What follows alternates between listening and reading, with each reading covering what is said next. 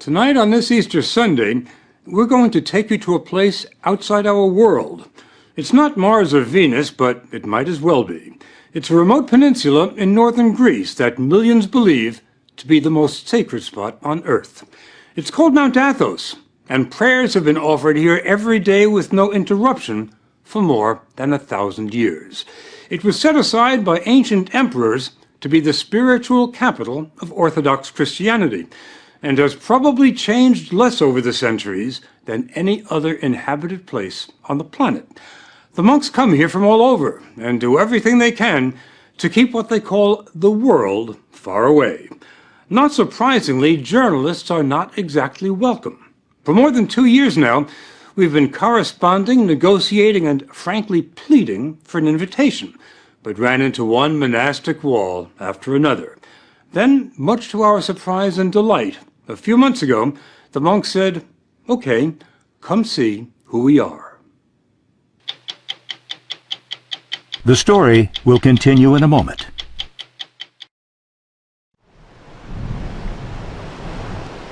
This Byzantine cross marks the border between Mount Athos and the 21st century. The monks come here, as they always have, for the beauty, the tranquility, and the isolation. But most of all, for this.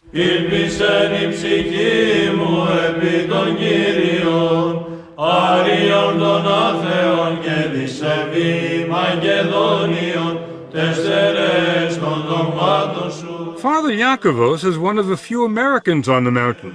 He's been here more than half his life.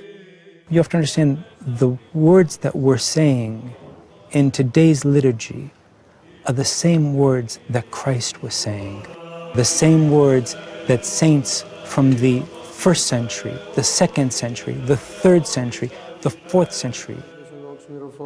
And nothing has changed in Orthodoxy since then. It's the only branch of Christianity that can make that claim. Father Eliseos is the abbot, the top man, at Simonos Petros, one of the 20 monasteries. It was Abbot Eliseos who invited us here, and never let us forget what a rare privilege it was. It happened once, in 1981. The last time you invited a television crew here was 1981.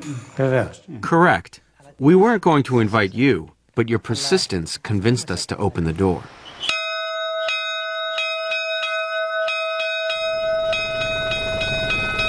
The door he opened revealed the wonder that is Simonos Petros, which fits like a crown on top of a rock 800 feet above the Aegean.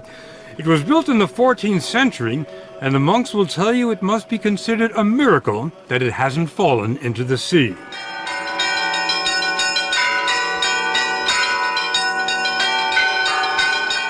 There are 20 monasteries on Mount Athos. Some look like medieval fortresses. Others are so large they resemble small cities. They rise from virgin forests and line the coast, shrouded in mist. There's nothing on this 130-square-mile peninsula other than monasteries and monks. Nothing. We expected Mount Athos to be a quiet place, but we couldn't have imagined how quiet until we were dropped off here. The silence is only broken by the occasional tapping on a chiseled piece of chestnut. It's a call to prayer, and it started being used here before there were bells. Οι άνθρωποι που βρίσκονται εδώ έχουν ένα και μοναδικό σκοπό. The monks here have one goal, and that is how to get closer to God. Father Serapion wanted us to understand that there is no place on earth closer to heaven than Mount Athos. Μόνο πάνω από 1,000 εκκλησίες κάθε μέρα κάνουν θεία λειτουργία. Every day, 1,000 divine liturgies are celebrated on the peninsula. Είναι μοναδικό. It's unique in the world and in the Orthodox Church. Exactly what makes it unique. Ο απόλυτος τρόπος της ζωής των μοναχών. It's the absolute way of life of the monks. It's a Spartan way of life, but all the monks we talked to said they never want to leave, not even for a day. So they try to be self-sufficient. They grow their own fruits and vegetables, do their own tailoring, and when they get sick, there's an in-monastery doctor, Father Emeleos, who's not very busy because the monks are in excellent shape. There's remarkably little cancer, virtually no heart disease or Alzheimer's. They must be doing something right in addition to drinking wine at 9 in the morning. They eat 2 meals a day. There's what they call the first meal, which lasts 10 minutes, and the second meal, which lasts 10 minutes. There's no meat and no dinner table conversation. The only sound, a monk reading from sacred texts. We were surprised by how busy the monks are. When they're not praying, they're working. Father Theodosius, born a Lutheran in Germany, is a mechanical wizard who has given the monastery continuous electricity and occasional hot water. Many Christians in the world, they are looking for the original church, for the ancient church. Do you think this is the closest to the original church? Yes. When you come to Orthodoxy, you will see it has everything you ever sought for. Father Averkios takes care of the ancient footpaths here. He clears the trails. We went with him on what was, for us, an exhausting hike on the hills above the monastery. It wasn't tough for him, though. He says that after decades of roaming the world, this is his path. I've been to many places. Tell me where. From Switzerland, of course, from Sweden, Finland, Spain, Portugal, Singapore, Australia, and Texas. Texas. How did you like Texas? I liked very much. I liked mostly the people. Now, with all the traveling you've done, how did you end up here? I was searching for a way of life. I can give all of myself to that. And I think the God of Jesus is above all the others: money, lifestyle, even family. The family at Simonas Petras consists of 54 monks from 8 countries. Father Yakovos came here 25 years ago from Winthrop, Massachusetts. This is about as beautiful as it gets. I think so. He took us on a tour of the monastery. It'd be tough enough to build a monastery on top of a rock today, but how did they do it in the 13th century? You know, that's something which even modern-day architects are amazed at. When the workers came and saw the site where St. Simon, the founder of our monastery, wanted to build, they looked at him and they said, "You're crazy." "Are you crazy?" Of course. So being crazy was not a bad thing. No, not at all. Now, back then, how did you get stuff up here? We have mules. It takes 15 minutes to walk through the monastery into the sunlight. Enough time to find out that Father Yakovos' journey to Mount Athos started at the age of 6, when his father showed him a picture. It was just so impressive. And I turned around and I said to him, "Dad, you know, I don't think that I'm going to be able to believe that somebody lives in that building until I step on those balconies myself." Destiny. It is a little bit too. From the age of 6. Yes. Father Yakovos doesn't follow what's going on in Winthrop or anywhere else today. There are no newspapers, no radio, no television on Mount Athos. There are a few telephones, and Father Yakovos got a call last year. His father was dying. Prior to his death, he was asking if I would go so I could see him one last time. Reasonable request. From a father, I think so. My response was negative, though. You didn't go? I didn't go. I didn't go because of the fact that monastics do not go to funerals of their relatives or their friends. They remain here at the monastery.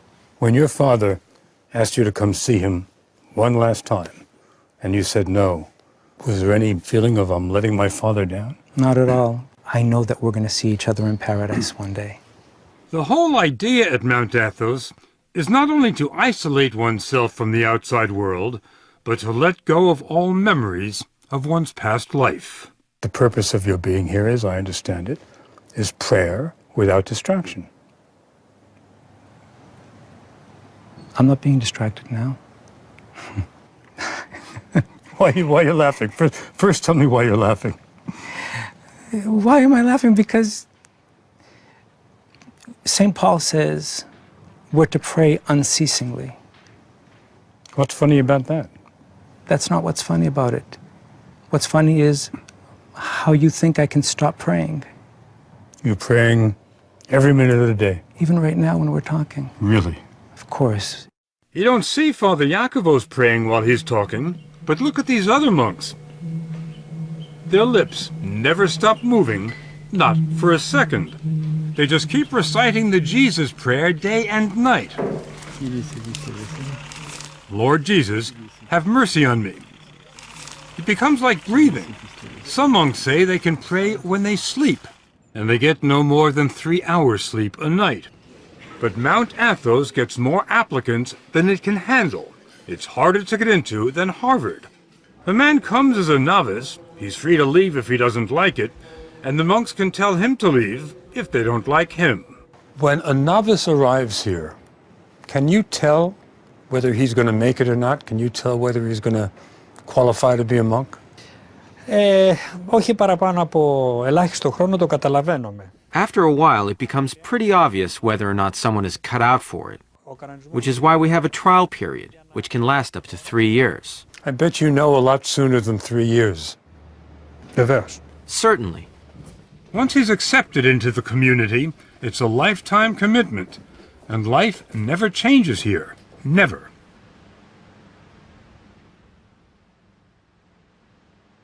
Every day at 3 in the morning,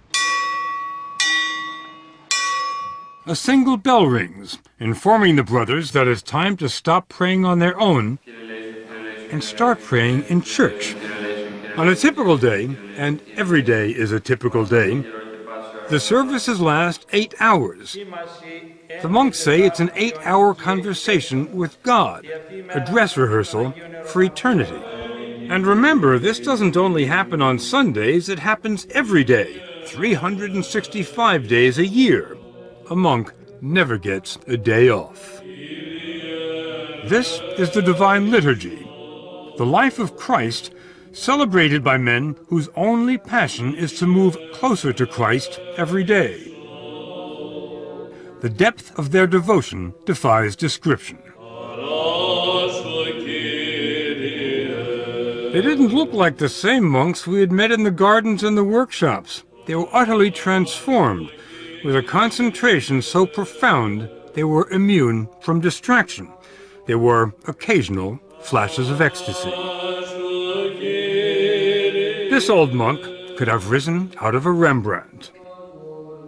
Βούλομεουν προσεύχεστε τους άνδρας εν παντή τόπο.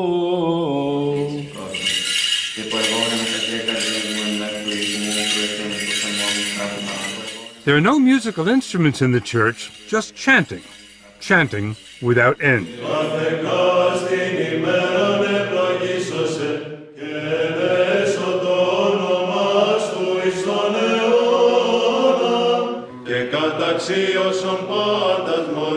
Many of the voices, the basses in particular, could have made it at the Met.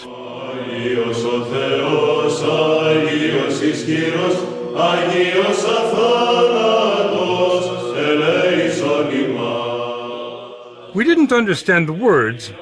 We didn't really have to. This phrase we knew.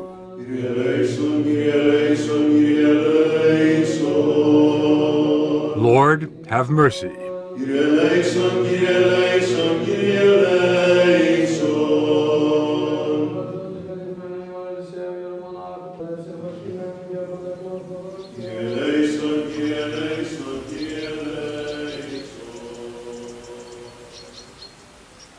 The most miraculous thing about Mount Athos, when we return.